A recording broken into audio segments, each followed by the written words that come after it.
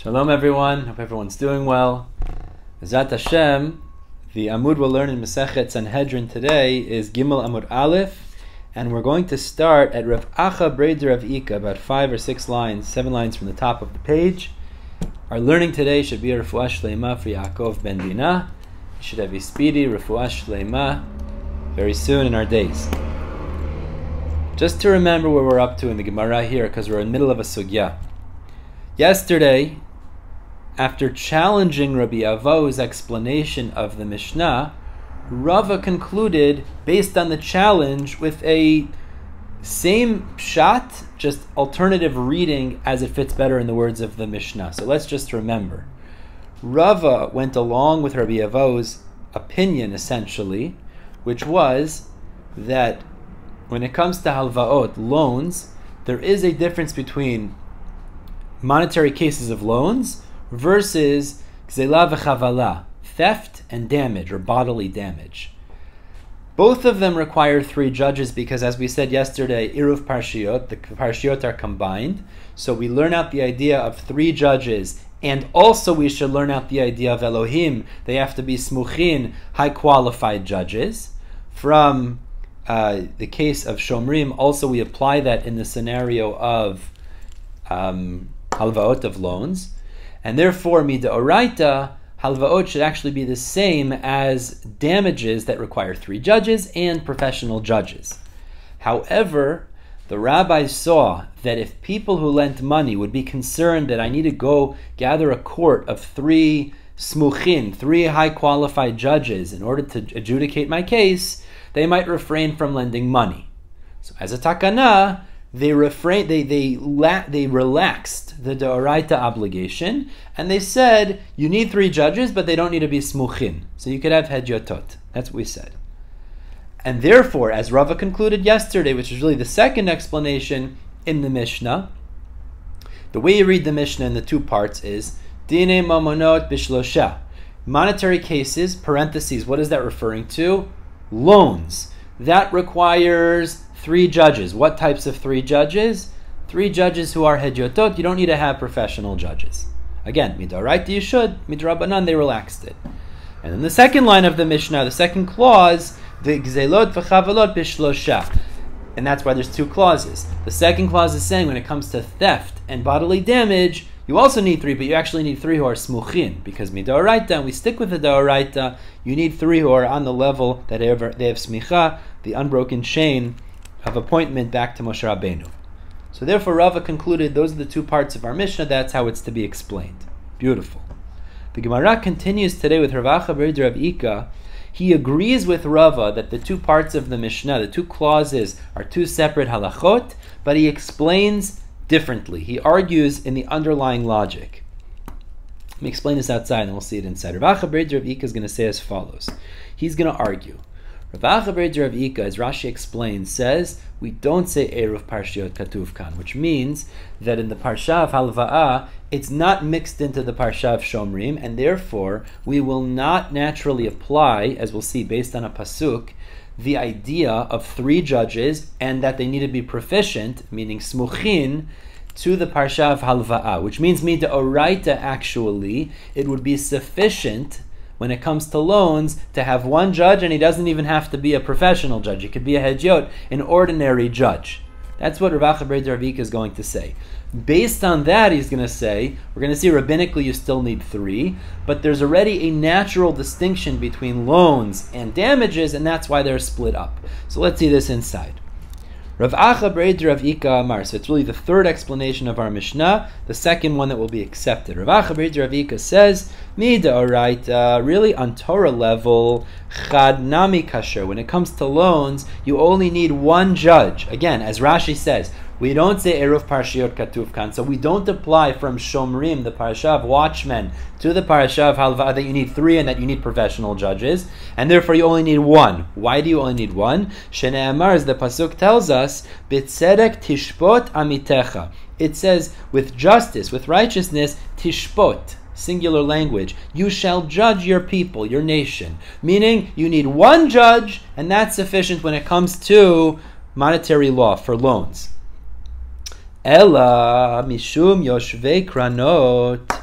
But the Gemara says, so why do we actually need 3 when it comes to halvaot for loans? Mishum yoshvei kranot, because of yoshvei kranot. Now, usually we translate yoshvei kranot as like idle people, people that are not busy, people that are wasting time. But in this context, Rashi learns differently. Yoshvei kranot means business people. Rashi says, Tagarin she'ein bekiyin betiv dinin. People that are not proficient. They're businessmen. So they're not necessarily proficient in halacha. So the problem is, if we only required 1 judge, so the issue that would happen is that you'd have businessmen who are not necessarily proficient in halacha. They'll be that 1 judge to adjudicate the case of halva'ah. And what will end up happening is, it'll become paskind wrong because they don't really know the halacha. So therefore the Chachamim said, have 3 and things will work out better. But that's really rabbinic in nature. Asks the Gemara, Etu betlata, milo hava yoshvei kranot. Okay, but how does it help? Ultimately, even if you have 3, maybe because we're saying you don't have to apply Elohim, that they have to be professional, so even if you have 3, they might be all hedyotot, ordinary judges, and still paskin the halacha wrong. So the Gemara answers, it's impossible. When you require 3, it's impossible that not one of them, as Rashi explains, would have learned from the Chachamim the proper halacha. So meaning to say is like this: on a Doraita level, you only need 1. Why? Because b'tzedek tishbot dat amitecha, and as Rashi explains, according to RAbdRI, you don't apply the parasha of Shomrim to the parasha. It's not mixed together. You don't apply the 2 parashiyot to each other, and therefore you don't apply Elohim that's said 3 times in Shomrim. You don't apply that over to halvaot. So you only need 1, and he doesn't even have to be proficient. But the rabbis saw this would create an issue. The issue this would create is that you might have yoshvei kranot, business people who are not proficient in halacha, judging cases, and they'll judge wrong. So in order that there should be at least, the Gemara says, 1 proficient judge, required 3, 1 of them will know the halacha. And things will get paskind right. But that's rabbinic, that's not midoraita. Elamayata, says the Gemara, but now the way that you're saying it, remember, it's the same question we had yesterday on Rabbi Avo's Shita. We said in Lamed Gimel that if you have the smuchin type judges who make a mistake, they don't have to pay back. But if it's hedyotot, ordinary judges, not smuchin, they do have to pay back. But the question now is, on a deoraita level, according to RAbdRI, those hedyotot are empowered to judge. So if they're empowered on a deoraita level, why should they be held responsible if they make a mistake? If they make a mistake, they shouldn't have to pay.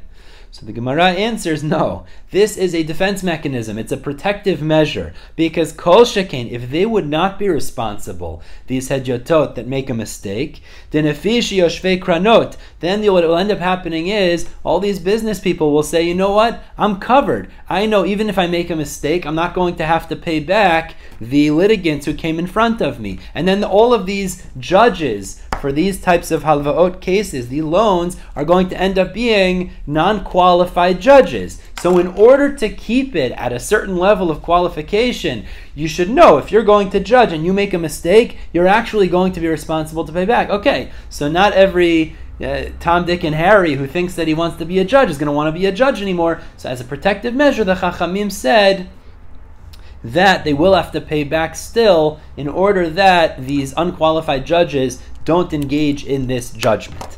Okay, so bottom line, what emerges now is we have 2 approaches in the Mishnah. Let's speak those 2 out because we're going to now question what's the practical halachic difference. Rava is learning pshat in the Mishnah. Dine mamonot bishlosha means that loan scenarios require 3 judges. They actually require 3 judges midoraita. You can use hedyotot because the rabbis relaxed the stringency of Elohim, which really should be midoraita, professional Elohim type of smuchin judges. They relaxed it so that people continue to lend. And then the second clause of the Mishnah, says Rava, is a separate clause, which is when it comes to theft and damage, there you need 3 who are actually proficient. So there's a clear distinction between these 2 categories. According to RAbdRI, there's also a distinction, but the distinction is different.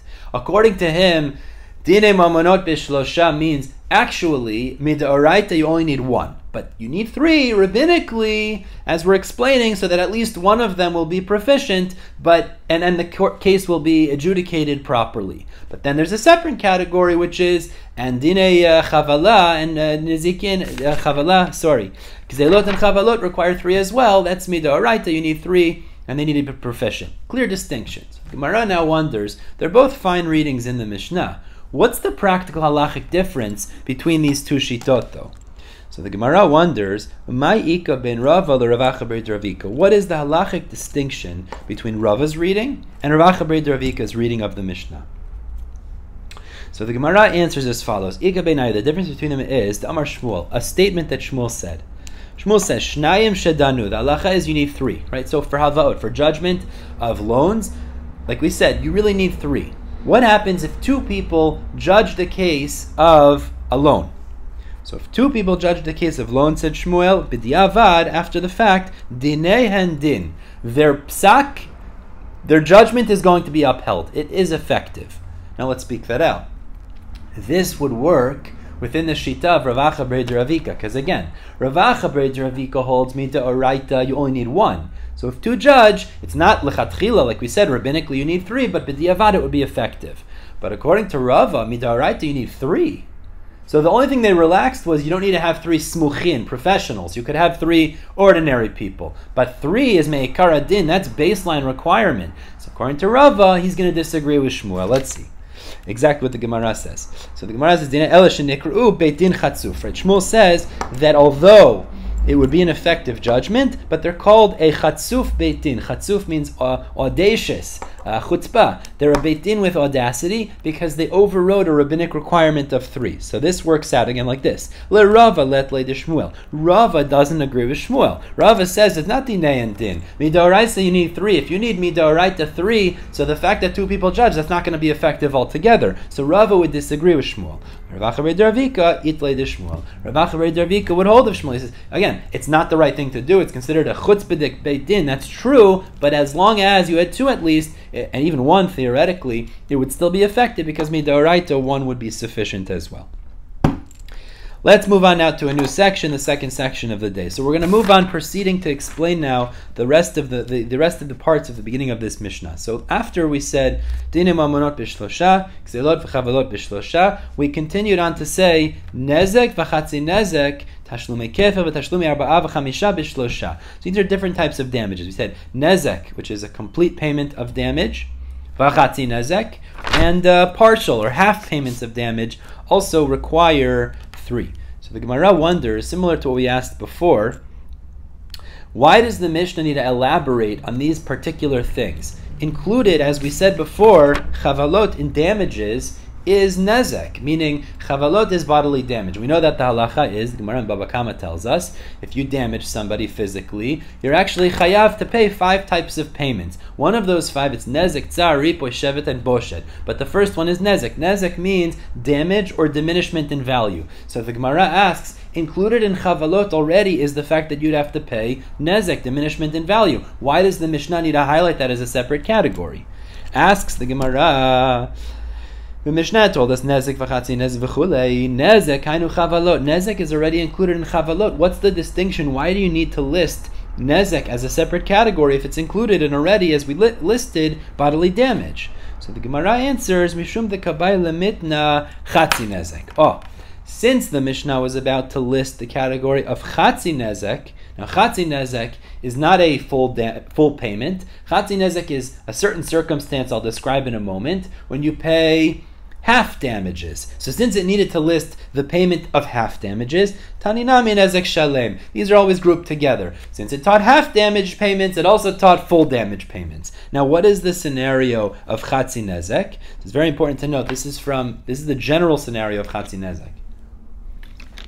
We learned in Masechet Baba Kama that the halacha is as follows. There's 2 types of oxen in halacha. We have what's called a tam, which is a tame, a non-damager, non-habitual damager, I should say, and we have a mu'ad, which is a habitual damager. It's already gored 3 times. If a non-habitual damager, a tam, damages a person, so the halacha is the owner of the animal needs to pay. It's true, but he gets away with paying chatzi nezek. He pays half of the cost of the damages. The details are discussed there. You could look there. If the animal is already a mu'ad, it's become habitual, so then it pays, if it damages, nezek shalem, complete compensatory complete payment. It has to pay back the entire damage. So the Gemara is saying, since our Mishnah needed to list the damages of a tam, which is chatzi nezek, it also wanted to list nezek shalem, even though it's theoretically included under the category of chavalot. Let's read that inside. Taninami nezek shalem. So since it taught chatzi nezek, it also taught nezek shalem. So the Gemara says again, same question. Chatzi nezek nami hainu chavalot. But even chatzi nezek, what is chatzi nezek? It's bodily damage caused to another person. Okay, it's by a tam, as I explained, a tame animal, not a habitual damager. But still, that's also included in chavalot. So why does it need to list chatzi nezek? So the Gemara answers, Tana mamona the katani knasa. Oh, this is a distinction. First, the Mishnah talks about ordinary compensatory payments, paying for what you damaged, as an equal reaction.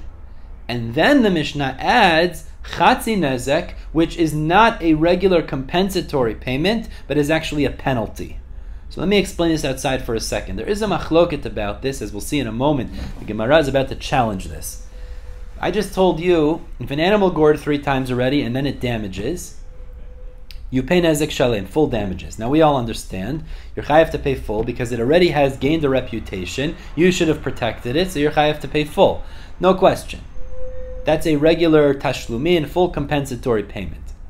However, chatzi nezek, the half damage that you pay when you're tam, when you're a non-habitual damaging animal damages somebody, there is a machloket in Masechet Baba Kama. Is that considered a compensatory payment, or is that considered a penalty? Now, what are the two options here? There's 2 ways to look at this. One way to look at this is, naturally, animals are dangerous or wild and require protection. Therefore, if someone's tam, even though it's a non-habitual damager, damages someone, me'ikara din, you should have to pay full damages. Because really that's something that's naturally wild and dangerous, and therefore me'ikara din, you should have to pay nezek shalem. The Torah was lenient on you, had mercy on you, and said, since it didn't damage multiple times yet, so your level of responsibility is not as significant yet, and therefore you can get away with paying chatzi nezek. But the point is, if you hold like that shita, the payment for a tam damaging, chatzi nezek is considered a compensatory payment. It's not a penalty. The other shita says, we look at a tam, we look at a non-habitual damaging animal, as there's no reason, it's not a damaging animal, there's no reason that you should have to guard it in the first place. It's a safe animal. And therefore, when it damages, the etzem, you should be patur, you should be totally exempt. That's something beyond my control, I wasn't expecting. However, the Torah puts responsibility of paying chatzi nezek so that people are careful. Now, if you go with that shita, really you should be patur completely. You're only chayav chatzi nezek so that you're more careful. That's a knas. Because knas by definition, penalty by definition, means something you're essentially not responsible for, but it's put on you for some sort of a benefit, in this context, to make sure you guard your animal. So the Gemara answers as follows. The reason it taught chatzi nezek as a separate category in the Mishnah is because we're following the opinion who holds chatzi nezek is a penalty, and therefore we're distinguishing in the Mishnah between chavalot, which are monetary payments, and chatzi nezek, which is a penalty. Beautiful. Problem with that is, I just told you it's a machloket. So this could work out like the opinion in the Gemara in Baba Kama that holds chatzi nezek is a penalty. But if you hold it's a regular compensatory payment, so again, you don't need to repeat. It's an extra thing. It's included under chavalot already. Asks the Gemara, this works out according to the Shita who says chatzi nezek is considered a penalty, and therefore you want to classify the Mishnah in 2 different ways. First, you have chavalot, which includes monetary payments, and then you write chatzi nezek, which is a penalty. And agav, like we said, because you wrote chatzi nezek, you also wrote nezek shalem. Beautiful. That's a way to answer the Mishnah. El Lemanda Amar, but according to the other opinion in Baba Kama, Palga Nizka Mamona, the Chatzi Nezek is a regular monetary payment because Be'etzim you should be responsible as animals require watching. So then why is it necessary to write Chatzi Nezek? Again, it's included under the general penumbrum, the general category of monetary payments. So why do you need to highlight it as a separate category? So the Gemara says, fine, you're right. If you go like that shita, so then nezek and chatzi nezek are both monetary payments. And since they're both monetary payments, they should have been included under chavalot. So why are they listed? They are listed based on the requirement to list the later items in the Mishnah. What's the next item in the list?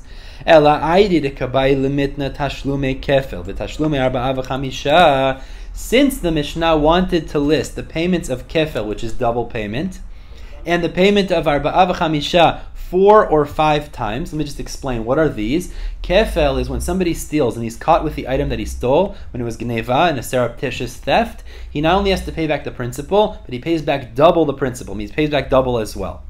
And the case of 4 and 5 is if somebody steals a ox or a sheep and he slaughters it or sells it. So in the case of a sheep, he pays back 4 times its value. In the case of an ox, he pays back 5 times its value. Since the Mishnah wanted to write those, and why did it want to write those? Dimamon, because those are unique categories of money. She'eno mishtalem beroshu. Now, literally, it means money that's not paid at the head. But what it means, as Rashi explains, is it's more. It's not just based on the damage you caused. It's more than that. You're paying more than the keren, more than the principal that you stole. So once it wanted to say those categories of monies, of payments, of kefel, as well as payments of arba'a v'chamisha, which are more than the amount that you stole, more than the damage that you caused.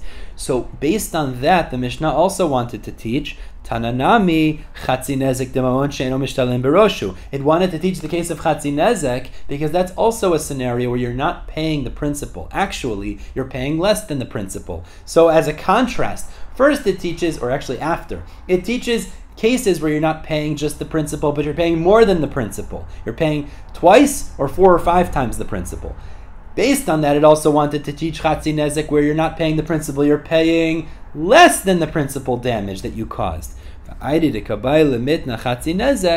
since it wanted to teach chatzi nezek, as we said, tananami nezek, it also taught nezek as well. So bottom line, the Gemara is saying, the reason the Mishnah added these extra categories is because it wanted to teach not just chavalot where you pay the principal value, but it also wanted to teach cases where you pay more than the principal value, which is kefel, double payment, and 4 or 5 for sheep or oxen.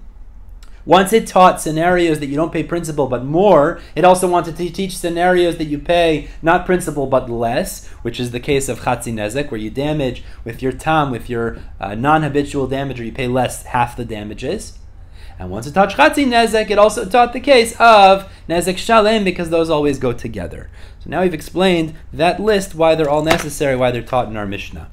Okay, let's move on to the third and final section. We'll just start this section, and God willing, we'll pick up tomorrow to analyze and explain this debate. We had said in the Mishnah, we're on Gimel Amud Bet now. We had said in the Mishnah that there are 3 types of courts. We had the court of 71, right? We said the Great Sanhedrin of 71, and we said there's a court of 23, which is the lower but still capital type courts. And then we said the lowest is a court of 3, which we've spoken about already at length. They can adjudicate monetary cases. Now the Mishnah had told us the source for a court of 71. Why do you need 71? So we actually brought a source from when Moshe Rabbeinu was told by Hashem, in order to assist him in judging the people, gather 70 elders to help you judge the people. So the Gemara told us, at least according to the Tanakama, that 70 plus Moshe is 71, and this is a source, a reference, that the great court of the Sanhedrin has to be 71 judges. We had an additional source that the lower capital courts have to be 23, which is based on the fact that it says Eidah, Eidah. It says Eidah in terms of incriminating, in terms of making innocent, that's 20. And then we said on top of that, there has to be 2 in the favor of negativity, of incrimination, in order to make a guy actually guilty. whereas you just need one in order to say somebody's innocent, in favor of saying innocent. So with those two, we added on top of the 10 that are saying innocent versus guilty, 10 versus 10, that's 22. And since you can't have an equal court, because then there's the inability to tilt to the side of favor with one, therefore we needed 23. Beautiful. But the Gemara says, the Mishnah never told us what's the source that a civil court, a court that judges monetary cases, is sufficient to have 3. Now we already spoke this out actually. The way we know it, as we saw in the parasha of Shomrim, it says Elohim 3 times, and from that we deduced that you need 3 judges, and we also deduced from that they need to be smuchin, professional judges. The Gemara here speaks out the source for this shita, and it's a machloket. Let's see. Continues the Gemara, Shlosha minalan. Where do we know that you need 3 judges for civil cases? The Tanur Abanan, the Braita teaches as follows. This is a pasuk in Parashat Mishpatim, as we saw in the Parasha of Shomrim, and it says there as follows. Pasuk number 1 says, V'nikrav balabayit el Elohim.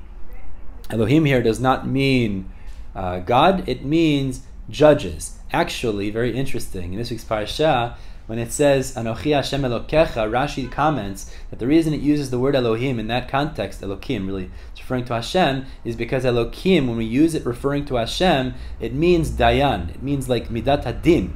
So when we talk about judges, actually, versus Yud Ke Vav Ke, that name is Rachamim. When we talk about judges, we use the word Elohim as well, because it refers to judgment, or judges. So the Gemara tells us, the first pasuk says, V'nikrav balabayit el Elohim. It says that the balabayit brings the shomer that he's claiming had taken his item to the judges. That's one place. Hare kan echad. So this is the first time the pasuk says Elohim regarding judging monetary cases. And then in the next another pasuk there says, Ada Elohim yavod var shnehem. Till the judges they shall bring both of their matter. So it says the word Elohim a second time. Hare kan shnayim. So you see, we need 2 judges. Asher Yashion Elohim, and then it says after that the judges shall incriminate him. He uses that word Elohim as the 3rd time. Hare kan shlosha divrei Rabbi Yoshia. So Rabbi Yoshia says from here we see that you need 3 judges, as the psukim are talking about, in civil cases regarding monetary cases. Beautiful. And actually, right. In addition to that, as we said, the word Elohim also teaches us to be smuchin, professional. Rabbi Yonatan says, Rishon techila ne'emar. So Rabbi Yonatan says like this. Rishon, the first pasuk you quoted, V'nikrav balabayit el Elohim, techila ne'emar. That's the first time it's stated. Now, Rabbi Yonatan seems to be saying, as we'll see in a moment, that the first time the pasuk states an idea, you cannot use it for a number that you're trying to find.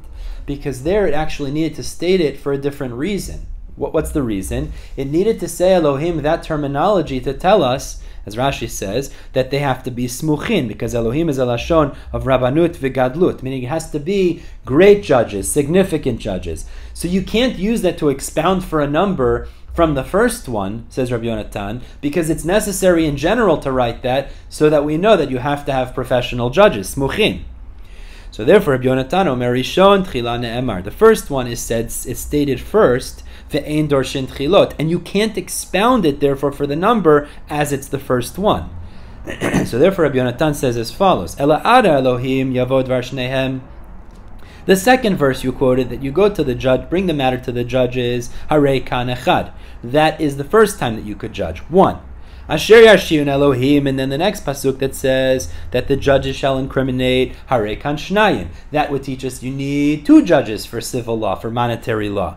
But Rabbi Yonatan says, that would mean you need 2 in order to adjudicate monetary cases, but that's not going to work. Ve'ein Beit Din Shakul, because you can't have an even number Beit Din, which I said before, Rashi explains here, because if you had an even number Beit Din, how would you fulfill the pasuk Acharei Rabim La'atot? The pasuk says you follow the majority when it comes to, you tilt, and actually we expounded in favor. It means when the majority of people, even one extra person, is judging, is paskening in favor as a litigant to say he's innocent, we follow that majority. But you can't follow a majority necessarily in a scenario where you only have an even number. So therefore, even though the Psukim are saying you need 2, obviously, Mosifin Alein Od Echad, we have to add another one, a third one, Harei Kan Shlosha, and therefore we have a total of 3. So just to reiterate, they're coming out the same psak.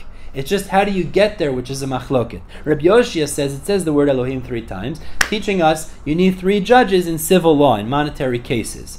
Beautiful. Rabbi Yonatan has an issue with that because he says the first time it states Elohim, it's necessary for itself, so as to teach us that you need high qualified judges, smuchin. Well, if that's true, you can't use that for the number. So you can only use the second and third time for the number, and therefore the Gemara says, obviously it can't be only 2, because Rabbi Yonatan says you would have an equal court there and you don't have a majority to follow.